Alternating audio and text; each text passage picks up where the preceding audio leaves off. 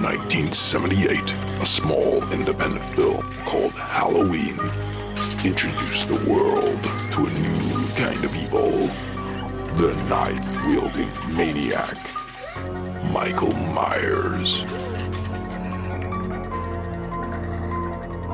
In this episode, we'll be delving into the truth behind the kills.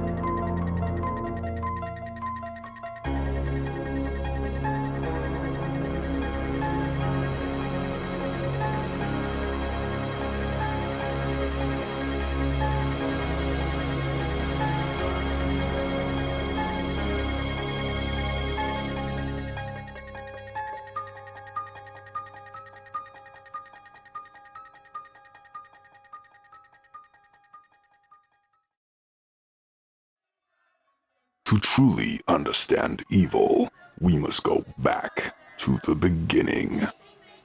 It was 1963, and 6-year-old Michael Myers was about to commit an act that would forever shape his life.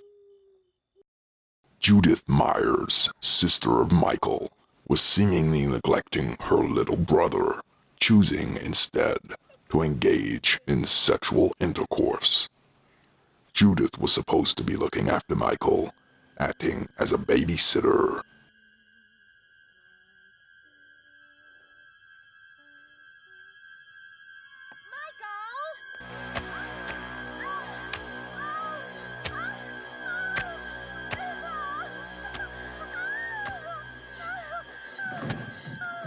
Many view this as simply a random act of violence. In fact, even the film's writer and director, John Carpenter, has said this numerous times in various interviews spanning over 40 years. That is, with the exception of one. You get the feeling that this is someone is watching. And as we move around the house, we're going to peek into a window. We're going to start setting up this original crime. This shot took all night to shoot. We did about 8 or 9 takes of it. There's the boy and girl necking, and this is the killer's sister back in '63. He's going to kill her in a little bit for sexual reasons. He's going to kill her in a little bit for sexual reasons. Was this in fact a vague slip by the film's director, or was it just a statement created to justify the murders? To understand this, let's take a closer look at the facts within the movie. He's on his way. You've got to believe me, officer. He is coming to Haddonfield. Because I know him. I'm his doctor. You must be ready for him. If you don't, it's your funeral. In this off-screen death, Michael killed a mechanic and stole his coveralls shortly after escaping from Smith's Grove Sanitarium. This would be Michael's first male victim, who was seemingly killed only for his attire.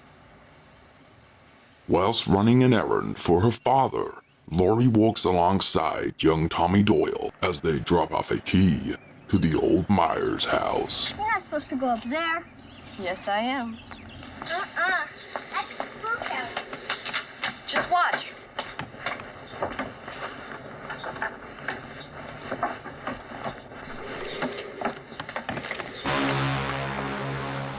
Lonnie Eel said never to go up there. Lonnie Eel said that's a haunted house. He said awful stuff happened there once. Lonnie Lamb probably won't get out of the 6th grade. I gotta go. I'll see you tonight.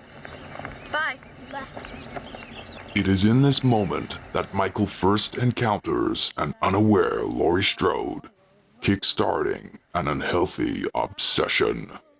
And then again with her friends, Annie and Linda.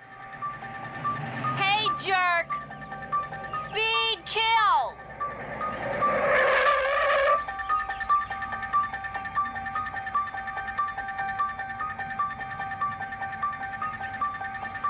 God, can you take a joke?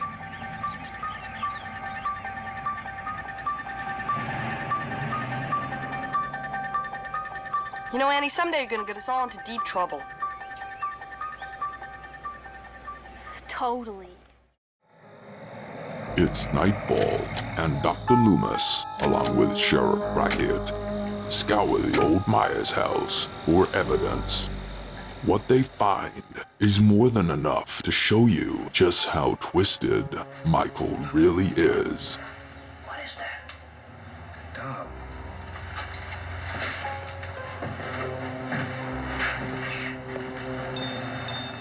It's still warm. He got hungry. Could have been a skunk. Could have. Man wouldn't do that. This isn't a man. Michael is still out there, this time stalking Annie. As Michael watches through the window, Lester, the household dog, begins barking at him. Lindsay, Lester's barking again and getting on my nerves again. Oh, never mind. Guess he found a hot date.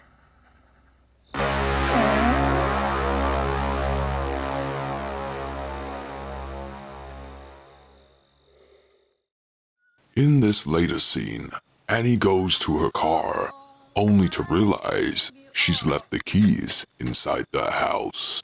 No keys. But what she doesn't know is that Michael is waiting in the vehicle, playing tricks on her, even going as far as unlocking the car door from the inside without Annie realizing.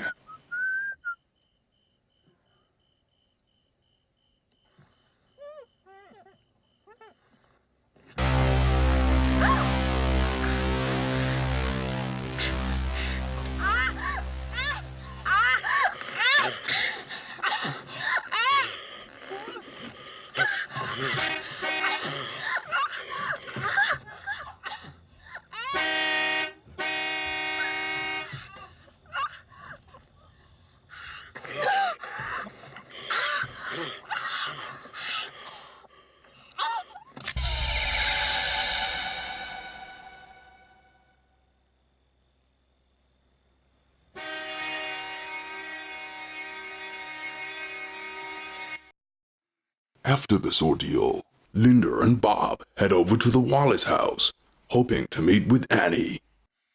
But when they discover nobody's home, they take it upon themselves to have some fun.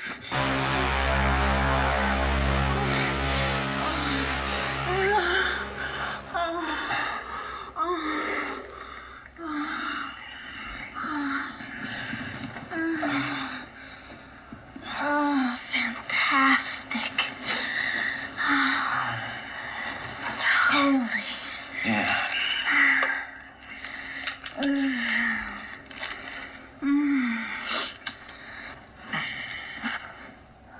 Want a beer? Yeah. Is that all you can say? Yeah. Go get me a beer. I thought you were gonna get me one. Yeah. I'll be right back. Once the couple have finished, Bob goes down to get Linda a beer. But something distracts him.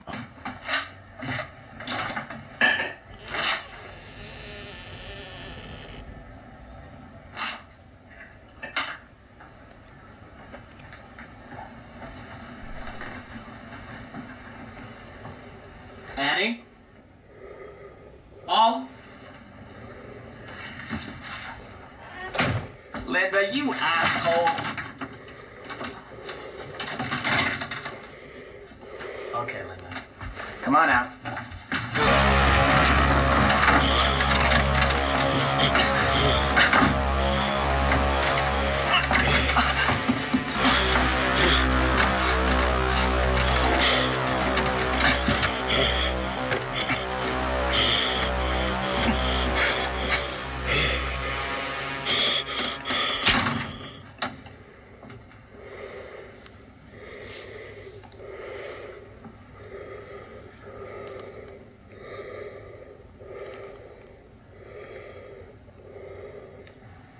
Upon reflection of this scene, it would seem that Bob was only killed because he discovered Michael hiding in the storeroom. The fact he didn't kill the couple previously correlates with the film's opening scene, when Michael also spares Judith's boyfriend.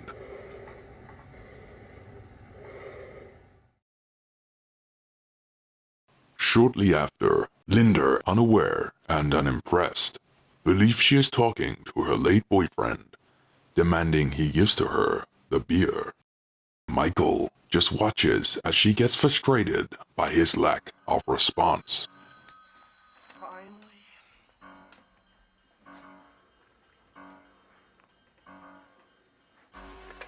Hello?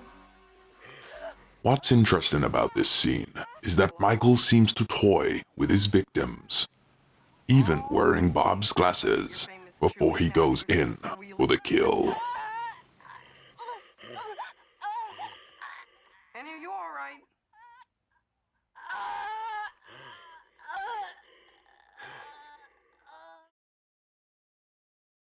So, what does this tell us about the psyche of Michael Myers?